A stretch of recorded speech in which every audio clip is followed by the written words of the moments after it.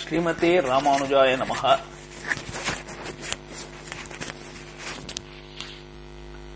திருவல்லிக்கேணி அம்மாள் வார்த்தை 90. திருவல்லிக்கேணி பெண்பிள்ளை ரகசியம் 90.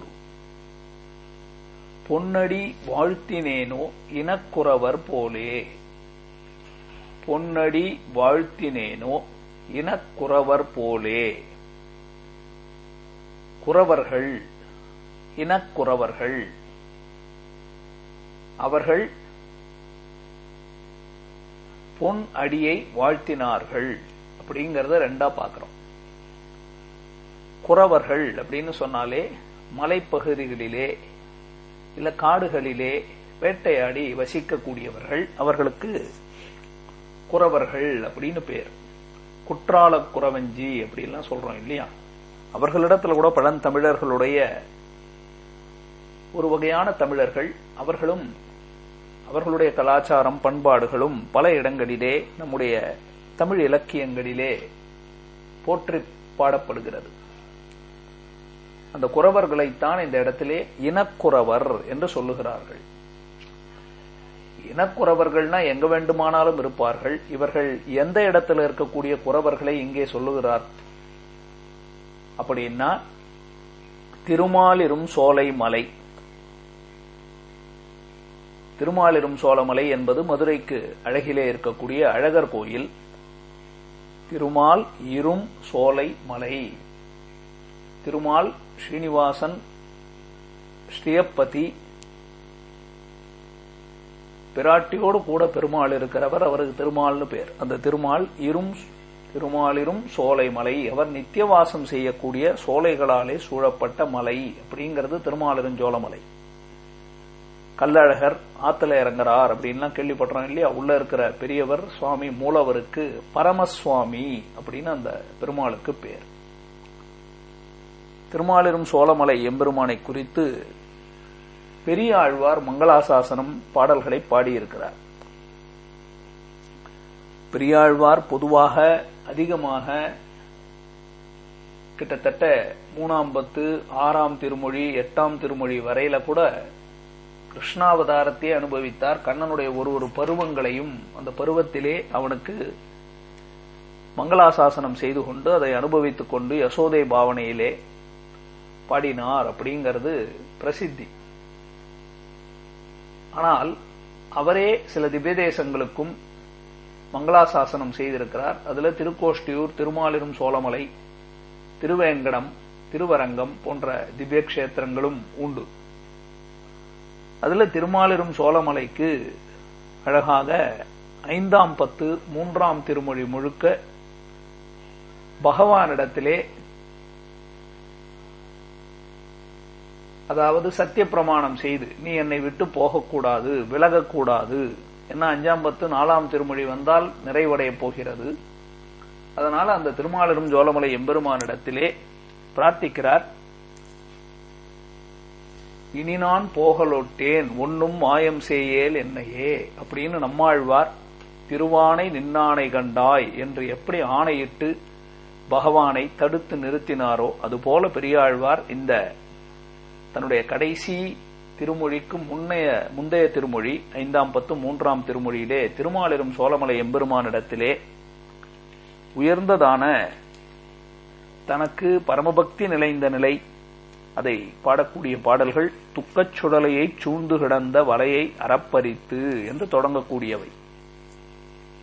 அதிலே இது 3வது பாடல். இந்த பாடல் மிக அழகான பாடல்.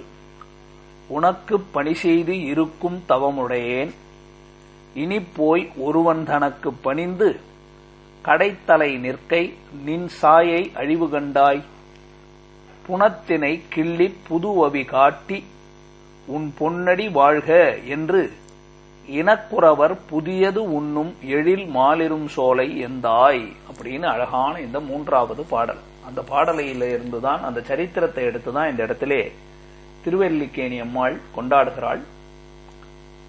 இது 8 வரியாக இருக்கக்கூடிய பாடல். அதுல முதல் 4 வரி பெரியாழ்வார் தன்னுடைய பகவானே நான் உனக்கு கைங்கரியம் செய்து இதிலே ஈடுபட்டவன், அனன்ய கதித்துவமாக உன்னை விட்டு இன்னொருத்தரிடத்துல போனேன் என்றால் அது உன்னுடைய சொரூபத்துக்கு ஏற்றதல்ல, உன்னுடைய பெருமைக்கு இகழ்ச்சியை ஏற்படுத்திவிடும் அப்படின்னு முதல் 4 வரியில சொல்லி அடுத்த 4 வரியில திருமாலிரும் சோழமலையினுடைய பெருமையை சொல்லுகிறார். அங்க இருக்கக்கூடிய பரமசுவாமி என்ற பெருமாள் யாரோ அந்தணர்களுக்கு இல்ல வைசியர்களுக்கு க்ஷத்திரியர்களுக்கு இவர்களுக்கு போல தேர்ந்தெடுத்துதான் காட்சி கொடுப்பானா, ஞானம் அனுகிரகம் கொடுப்பானா அப்படின்னு கேட்டால் அது இல்லை என்று சொல்லுகிறார். இந்த 4 வரிகளாலே பிராமணோத்தமரான பெரிய ஆழ்வார் அதை விளக்கி அது நடந்த அந்த சரித்திரத்தை கொண்டு வந்ததான் இந்த இடத்திலே அழகாக திருவல்லிக்கேணி அம்மாள் கொண்டாடுகிறார்.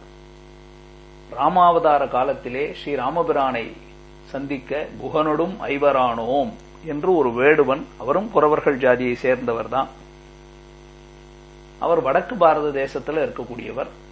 அவர் ராமரிடத்துல வந்து தேன் தினை மாவு எல்லாம் கொடுத்தார் அப்படின்னு பார்க்கிறோம். அதே போல ராமானுசர் அவர் கிருமிகண்ட சோழனுடைய உபத்திரவம் தாங்காமல் மேலக்கோட்டைக்கு செல்லும் போதும் வேடுவர்கள் ரட்சித்துக் கொடுத்தார்கள். அவர்களும் இது போல தேன் தினை மாவெல்லாம் கொடுக்க ஆசைப்பட்டார்கள் அப்படின்னு பார்க்கிறோம். பராசர பட்டர் அதே போல ஒரு தடவை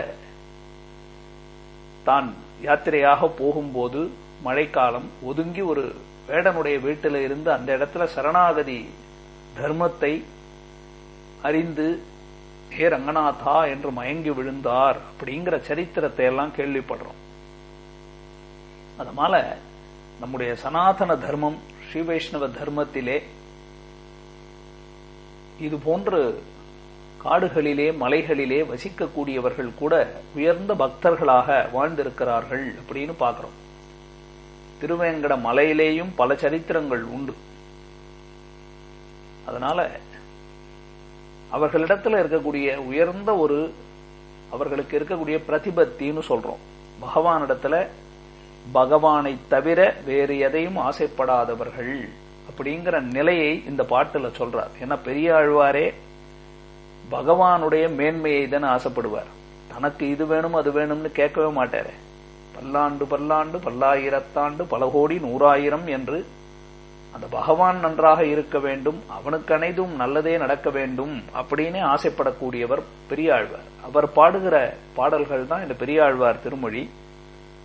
அவர் சொல்லும் பொழுது தன்னை விட மேன்மையாக இவராவது பிராமண குலத்துல பிறந்தார், வேதங்களை எல்லாம் கற்றிருக்கிறார், பகவானுடைய அனுகிரகத்துல பாசுரங்கள்லாம் பாடப்பெற்றார். ஆனா ஒரு குறவர்கள், அதுவும் இனக்குறவர் அப்படின்னு சொன்னா கூட்டம் கூட்டமா ஆண் பெண் பிள்ளைகள் பெரியவர்கள் எல்லாரும் கூட்டம் கூட்டமாக குறவர்கள் வந்து பகவானை எப்படி வழிபட்டார்கள் அப்படிங்கறத ஒரு விளக்கி அழகாக சொல்லுகிறார். அது என்னன்னு பார்க்க போறோம். அப்ப பெரியாழ்வார் தான் மங்களாசாசனம் பாடினது இல்ல, அவருக்கு ரொம்ப பிடிச்சது எல்லாரும் மங்களாசாசனம் பாடணும் பகவானுக்கு. அதிலேயும் திருமாலிரும் சோலை மலை, அந்த மலையில இருக்கக்கூடிய குறவர்கள் அவர்கள் எப்படி பகவானுக்கு மங்களாசாசனம் செய்தார்கள் அப்படின்னு சொல்லக்கூடிய பாடல். இந்த பாடல் வரிகளை பார்த்து அவர் என்ன சொன்ன வந்தார்னு பார்ப்போம். 5ஆம் பத்து 3ஆம் திருமொழி 3வது பாடல்.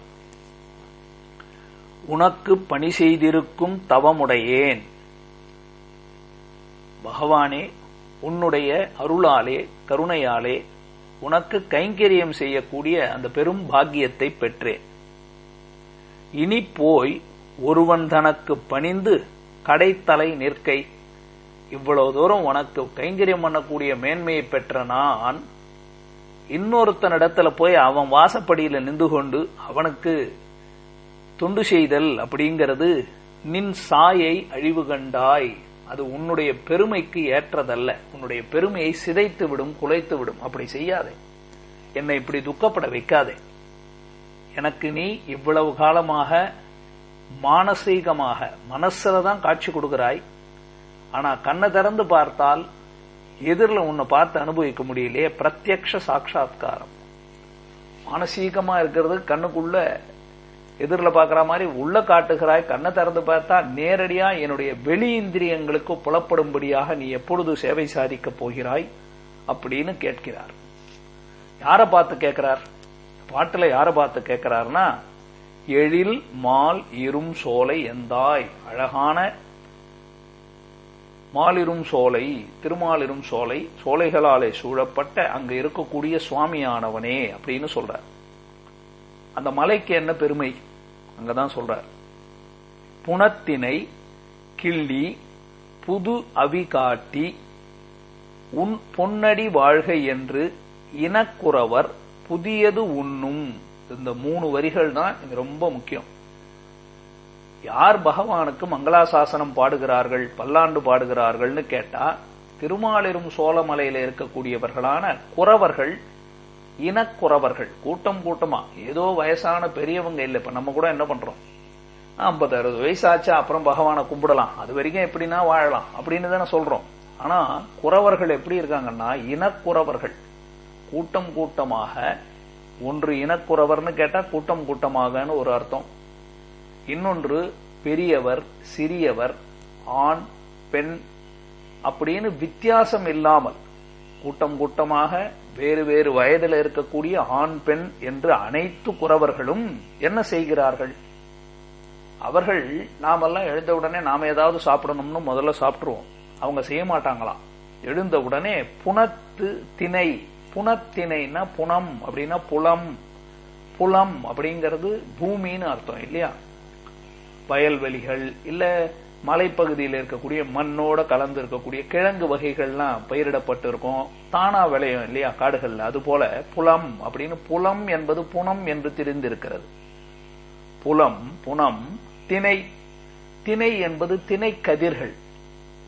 திணை கதிர்கள்னு சொல்லுவேன் இல்லையா? இன்னைக்கு எல்லாருக்கும் சொல்றாங்க, இன்னைக்கெல்லாம் நீங்க வெறும் அரிசி கோதுமை எல்லாம் சாப்பிடாதீங்கோ, எல்லாருமா நீங்க என்ன சொல்றது, அந்த சிறுதானிய வகைகள் அதையெல்லாம் சாப்பிடுங்கோள் அப்படின்னு சொல்றாங்கல்ல. அதுல திணை அப்படின்னா ஒரு வகையான சாமை. அந்த சாமை என்பது அந்த ஒரு வகையான சாமைக்கு தான் திணை அப்படின்னு பேர். திணை கதிர்கள். இவங்க என்ன பண்றாங்க, அந்த பூமியில இருக்கக்கூடிய திணை கதிர்களை போய் கிள்ளி நல்ல கதிர்களாக தேர்ந்தெடுத்து அதை அங்கிருந்து பிடுங்குகிறார்கள். கிள்ளி அதை என்ன பண்றாங்க, புது அவி காட்டி அப்படின்னா சுத்தத்தோடு, மனசுலையும் சுத்தம், அப்படியே அந்த புதிதாக கிள்ளப்பட்ட திணை கதிர்களை அவி காட்டி அப்படின்னா தெய்வத்துக்கு நைவேத்தியம் செய்தல். பகவானுக்கு நைவேத்தியம் செய்யினா ஹவிஸ்னா என்ன அர்த்தம், தெய்வத்துக்காக சமர்ப்பிக்கிறத ஹவிஸ் அப்படின்னு சொல்லுவாங்க. அதை அழகா இந்த இடத்துல சமஸ்கிருத சொல் தமிழால எடுத்து கையாண்டு இருக்கார். புது அவிகாட்டி, அதை எடுத்து பகவானுக்கு ஹவிஸாக, அந்த பகவானுக்கு பிரசாதமாக சமர்ப்பித்து, நாம என்ன பண்ணுவோம், பெருமாளுக்கு ஏதாவது பிரசாதம் அது இது கொடுத்தா, பெருமாளே எனக்கு அதை கொடு, இதை கொடு, சொத்தை கொடு, சொகத்தை கொடு, பிள்ளைய கொடு, படிப்பை கொடுன்னு கேட்போம். குறவர்கள் கேட்கணும் இல்லையா, பாவம் அவங்க தானே ஏழைகள், காட்டோட பூமியோடு இயற்கையோடு வாழ்கிறார்கள். அவங்க ஏதாவது கேட்கறாங்களான்னு கேட்டா எதுவுமே கேட்கலையாம். அனன்ய பிரயோஜனர்களாக பகவானிடத்துல பிரசாதம் கொடுத்தோம், அதற்காக மடி தடவி கொண்டு வேற எதுனா கிடைக்குமா அப்படின்னு எதிர்பார்க்காமல் உன் பொன்னடி வாழ்க என்று, பகவானே உன் செவ்வடி செவ்வி திருக்காப்பு, பெரியாழ்வார் பாடினார்ல, பகவானே உன்னுடைய ஸ்புர்கணியமான உகர்ந்த திருவடி தாமரைகள் பொழிந்து எப்பொழுதும் நித்தியமாக பல்லாண்டு இருக்க வேண்டும், வாழ்க அப்படின்னா பல்லாண்டு பாடுது, மங்களாசாசனம் நன்னா இருக்கணும் திருவடி அப்படின்னு பகவானுடைய திருவடி தாமரைகளுக்கு மங்களாசாசனம் பாடுகிறார்களாம். வேற எதையுமே எதிர்பார்க்காம. பாருங்க, ஏதோ பெரியாழ்வார் மட்டும் பாடுகிறார்னு அல்ல, பெரியாழ்வார் மட்டும் அல்லாமல் பகவானுடைய திவ்யதேசத்துல சம்பந்தப்பட்ட அவனுடைய அனுகிரகத்தை பெற்ற குறவர்கள் கூட பிரசாதத்தை பகவானுக்கு சமர்ப்பித்து, ஆண்டாள் எப்படி சமர்ப்பித்தாள், நாறு நரும்பொழில் மாலிரும் சோழ நம்பிக்கு நான் 100 தடாவில் என்னை வாய்நேர்ந்து பராவி வைத்தேன்னு சொன்னான். சரி, நீ கொடுத்த பிரசாதத்தெல்லாம் நான் சாப்பிட்டுட்டா என்ன கேட்பாய் அப்படின்னார். இன்னும் 100,000 தந்து ஆளும் செய்வன்னு சொன்னான். நீ சாப்பிட்டதற்கு நான் பரிசு கொடுப்பேன், நான் எதையும் எதிர்பார்க்க மாட்டேன், நான் கொடுத்த பிரசாதத்தை சாப்பிட்டே இல்ல, இன்னும் ஒரு 100,000 கொடுக்கிறேன், மேல மேல உனக்கு தொண்டுகளை செய்வேன் என்பதுன்னு ஆண்டாள் காட்டினாள். அதுபோல இவர்கள் உன் பொன்னடி வாழ்க என்று, அதுக்கப்புறம் என்ன பண்றாங்க, புதியது உண்ணும் அப்படின்னா என்னைக்கோ நாம சாப்பிடுற பழையது புதியதுன்றது இல்ல, பகவானுக்கு பிரசாதமாக சமர்ப்பித்த புதியது உண்ணும். அன்னன்னைக்கு அப்பப்ப பெருமாளுக்கு சமர்ப்பிச்சுட்டு தான் சாப்பிடுவாங்க. அப்போ நல்ல புலத்திலே இருக்கக்கூடிய திணைக்கதிர்களை எல்லாம் கிள்ளி அதனை புதுசாக பகவானுக்கு நைவேத்தியம் செய்து, பகவானே நீ பல்லாண்டு வாழ வேண்டும் என்று வேற எதையும் எதிர்பார்க்காமல் பகவானுக்கு மங்களாசாசனம் செய்து, அந்த குரவர்கள் பகவானுக்கு சமர்ப்பித்த அந்த பிரசாதத்தை உண்ணும் புதியது உண்ணும் எழில் மாலிரும் சோலையந்தாய் அப்படின்னு இந்த இடத்திலே காட்டுகிறார். கீழே இவரே பெரியாழ்வார் திருமொழியில 4ஆம் பத்து 2ஆம் திருமொழி 2ஆம் பாசுரத்துல எல்லாவிடத்திலும் எங்கும் பறந்து பல்லாண்டு ஒளி செல்லா நிற்கும் சீர்தென் திருமாலிரும் சோலையே அப்படின்னு கீழே சொல்றார். எல்லாவிடத்திலும் எங்கும் பறந்து, வெறும் கோயில்ல கிடையாதுன்னு அர்த்தம், எல்லா இடத்திலேயும் எங்கும் பறந்து, திருமாலிரும் சோலை மலை முழுக்க எங்க பார்த்தாலும் எங்கும் பறந்து எல்லா இடத்திலையும் பல்லாண்டொலி செல்லா நிற்கும் சீர்தென் திருமாலிரும் சோலை, மிக அழகான திருமாலிருஞ்சோலை அப்படின்னு எங்க பார்த்தாலும் பல்லாண்டு பாடுகிறதுன்னா ஏன் குறவர்களே பாடுகிறார்களே. அதனால அந்த இனக்குறவர்கள் அவர்களுக்கு இருந்த அந்த அனன்ய பிரயோஜனமான பக்தி, உனக்கு பல்லாண்டு பாட வேண்டும், அதை தவிர வேற எதுவும் வேண்டாம்னு அவர்களுக்கு இருந்ததில்லை. அந்த ஒரு பிரதிபக்தி அடியேனுக்கு இல்லையே என்று அம்மையார் தன்னுடைய 90வது வாக்கியம் பொன்னடி வாழ்த்தினேனோ இனக்குறவர் போலே என்று கூறினார். அடுத்தது 91வது வாக்கியம் அனுகாரம் செய்தேனோ ஆழ்வாரை போலே. அனுகாரம் செய்தேனோ ஆழ்வாரை போலே அடுத்த பதிவிலே அனுபவிப்போம். ஸ்ரீமதே ராமானுஜாய நமஹ.